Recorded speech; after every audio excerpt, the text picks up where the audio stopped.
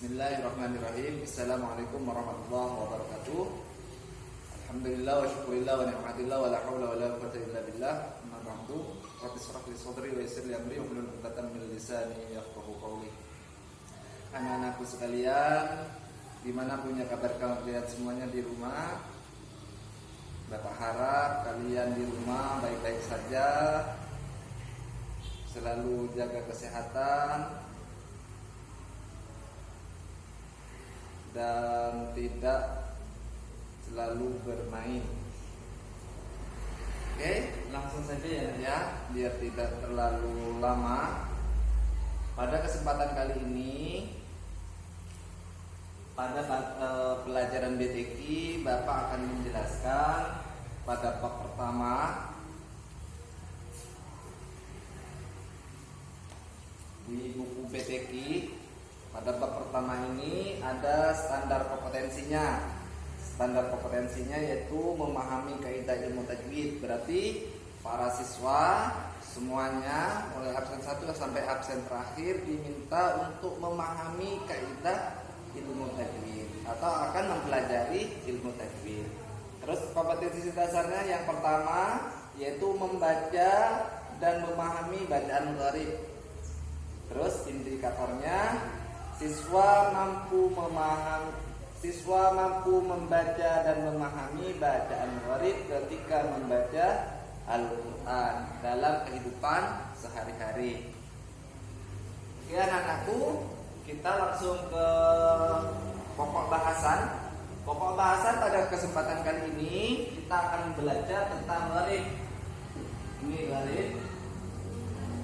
Gharib ini pokok bahasanya yang pertama adalah pengertian, yang kedua adalah macam-macam gharib. Oke, kita akan membahas satu persatu. Terlebih dahulu kita akan bahas tentang pengertian gharib. Apa sih pengertian gharib? Pengertian gharib dibagi menjadi dua. Yang pertama secara bahasa, yang kedua adalah secara istilah. Gharib secara bahasa artinya adalah asing. Jadi gharib secara bahasa artinya asing. Gharib secara istilah adalah suatu bacaan yang memiliki bacaan khusus. Coba Bapak ulangi lagi. Pengertian gharib secara istilah adalah suatu bacaan yang memiliki bacaan khusus. Oke. Setelah dari pengertian, yang pertama bahasa ini menurut bahasa adalah artinya asing, gharib.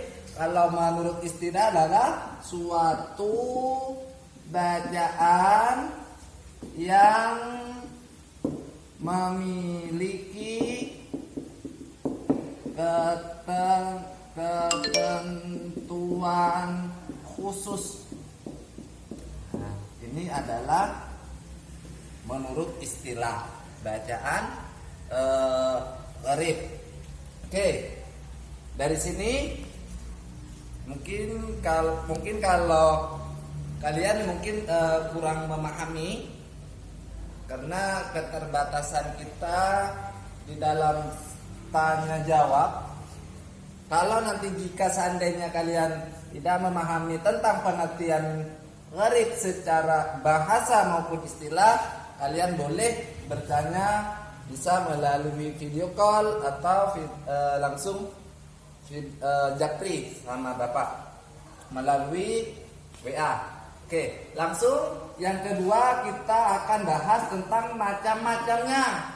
Macam-macamnya gharib. Macam-macamnya gharib di dalam bab pertama ada 12 macam. Apa saja? Yang pertama adalah sakta. Sakta ini juga termasuk waqaf. Yang kedua ismam. Yang ketiga imalah. Yang keempat nun pada lafal ana. Yang kelima hamzah ya yang dibaca pendek. Yang keenam adalah waw hamzah yang berharokat dhammah dan di depannya ada huruf alif. Yang ketujuh adalah hamzah yang berharokat dhammah dan waw sukun dan di depannya juga ada alif. Yang kedelapan adalah hamzah waw yang berharokat dhammah. Yang kesembilan hamzahnya kalau yang di depan yang di atas hamzahnya ada di atasnya waw. Kalau yang nomor 9 adalah di sampingnya hamzah. Kalau yang 10 adalah lafal ir pada lafal ir. Yang 11 huruf dal pada lafal qad. Maksudnya ini qad, ini ada tulisan qad. Kalau Bapak ulangi lagi huruf qad, ini qad. Nah, qadnya ini dalnya. Yang kedua ada yang 12, yang terakhir adalah tak taknis. Maksudnya contohnya seperti ini, tak yang seperti ini. Nanti kita akan bahas satu persatu. Oke, kita akan bahas satu persatu di B, di A ya, macam-macamnya. Sakta, apa sih sakta itu? Di kelas 5 sudah kita pelajari tentang wakaf. Selain sakta ini adalah termasuk wakaf, tanda wakaf, sakta ini juga termasuk gharib. Kenapa kok dikatakan gharib? Karena hanya ada beberapa wakaf sakta saja yang ada di dalam Al-Quran. Di antaranya di dalam yang pertama surah Al-Kahfi ayat 1, yang kedua di dalam surah Yasin juga ada. Oke, kita bahas. Sakta artinya apa, Nak? Artinya adalah secara istilah sakta adalah suatu bacaan. Ini Bapak hapus dulu ya. Suatu bacaan yang dibaca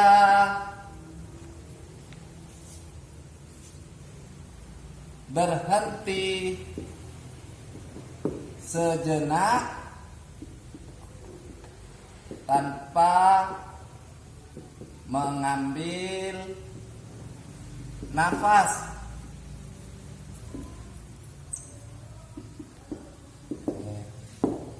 Ini adalah sakta.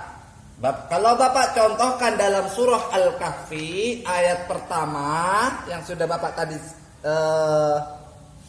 katakan, Bapak contohkan ya cara membaca gharib sakta atau wakaf sakta.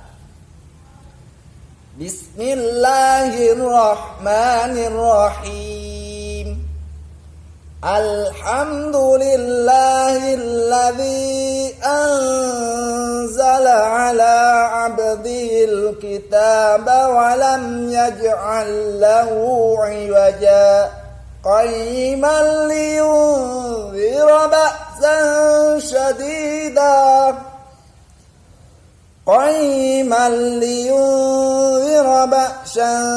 shadidan min ladunhu wa yubashshiral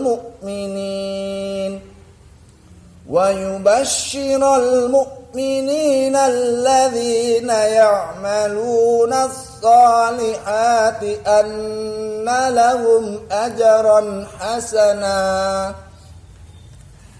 Ketika di ayat pertama itu, sambungan ayat pertama dengan ayat kedua, di iwajanya itu kita tidak boleh bernafas iwaja, tidak boleh. Maka di sini ditahan nafas kita, iwaja, baru dilanjutkan ke ayat selanjutnya, tapi tanpa mengambil nafas.